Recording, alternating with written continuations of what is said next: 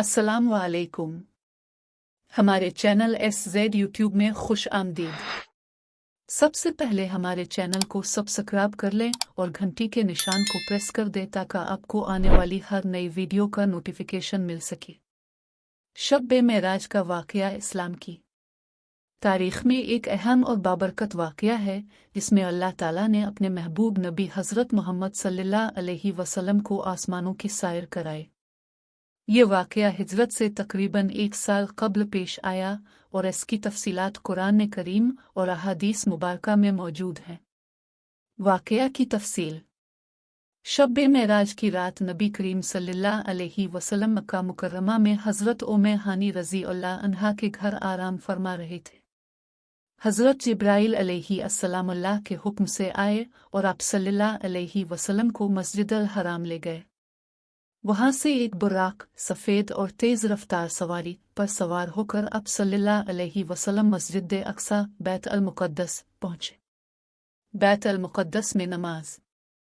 मस्जिद अक्सा में तमाम अंबिया अलैहि अस्सलाम की अरवा जमा थी और नबी अकरम सल्लल्लाहु अलैहि वसल्लम ने उनकी इमामत करते हुए नमाज अदा की। इससे आप सल्लल्लाहु अलैहि वसल्लम की फ़जीलत और मकाम की तस्दीक हुई। आसमानों की सैर। बैत अल मुक़द्दस से अब सल्लल्लाहु अलैहि वसल्लम को आसमानों पर ले जाया गया जहां मुख्तलिफ आसमानों पर मुख्तलिफ अंबिया अलैहि अस्सलाम से मुलाकात हुई। पहले आसमान पर हज़रत आदम अलैहि अस्सलाम, दूसरे आसमान पर हज़रत यहया अलैहि अस्सलाम और हज़रत ईसा अलैहि अस्सलाम, तीसरे आसमान पर हज़रत यूसुफ अलैहि अस्सलाम, चौथे आसमान पर हज़रत इदरीस अलैहि अस्सलाम, पांचवीं आसमान पर हज़रत हारून अलैहि अस्सलाम, छठे आसमान पर हज़रत मूसा अलैहि अस्सलाम, सातवें आसमान पर हज़रत इब्राहीम अलैहि अस्सलाम, सीदरातुल मुंतहा। सातवें आसमान के बाद अब सल्लल्लाहु अलैहि वसल्लम सीदरातुल मुंतहा, आखिरी हद जहां फरिश्ते जा सकते हैं, पहुंचे। यहाँ हज़रत जिब्राइल अलैहि अस्सलाम रुक गए क्योंकि ये उनकी हद थी। अल्लाह ताला से मुलाकात।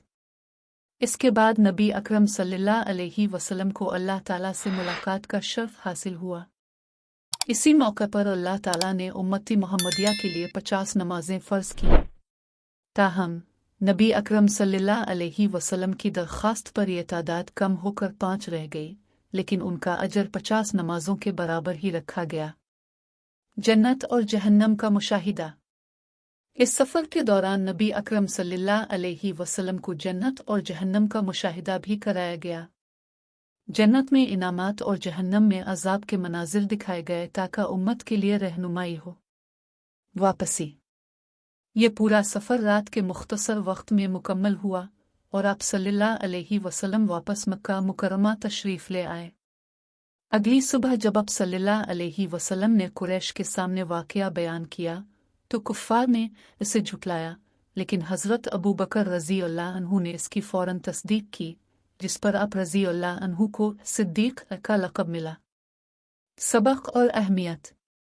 शब-ए-मेराज का वाक़या ईमान और यकीन की एक मज़बूत मिसाल है। इससे ये पैगाम मिलता है कि अल्लाह ताला के लिए कुछ भी नामुमकिन नहीं। ये वाक़या नबी करीम सल्लल्लाहु अलैहि वसल्लम की अज़मत और उम्मत मुस्लिमा के लिए ख़ास हिदायत का मज़हर है, जिनमें नमाज की अहमियत सबसे ज़्यादा नुमायाँ है। अल्लाह हमें शब-ए-मेराज के इस अज़ीम वाक़ये से सबक लेने और नमाज की पाबंदी करने की तौफ़ीक़ अता फ़रमाए। आमीन।